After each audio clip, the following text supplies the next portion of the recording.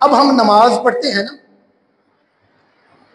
جو بھی ہم عمل کرتے ہیں نا عبادت کا، دو عمل ہوتے ہیں، ایک ظنی القبول ہوتا ہے، ایک قطعی القبول ہوتا ہے۔ ظنی القبول اور قطعی القبول، اب ان میں فرق کیا ہوتا ہے؟ ظنی القبول وہ ہوتا ہے کہ ہم نے عمل کیا نیک، اب پتہ نہیں وہ رب کی بارگاہ میں قبول ہوا یا نہ ہو۔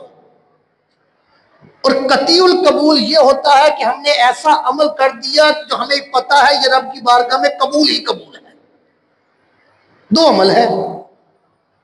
ہم نے نماز پڑھی، ساری زندگی نمازیں پڑھتے رہے ہیں، کوئی بندہ یہ نہیں کہہ سکتا یار میری نمازیں قبول ہی قبول ہے۔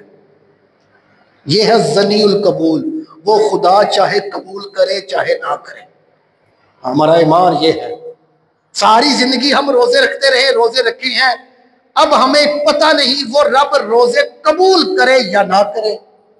زکوٰۃ دے رہے ہیں، یہ ہے ظنی القبول، زکوٰۃ دی، پتہ نہیں خدا قبول کرے یا نہ کرے۔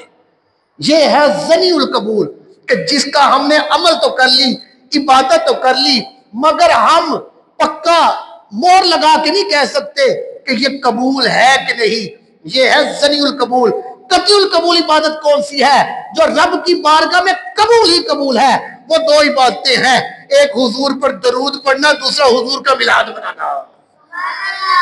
یہ دونوں ایسے کام ہیں جو رب کی بارگاہ میں قبول ہی قبول ہے، کبھی رد نہیں ہو سکتے۔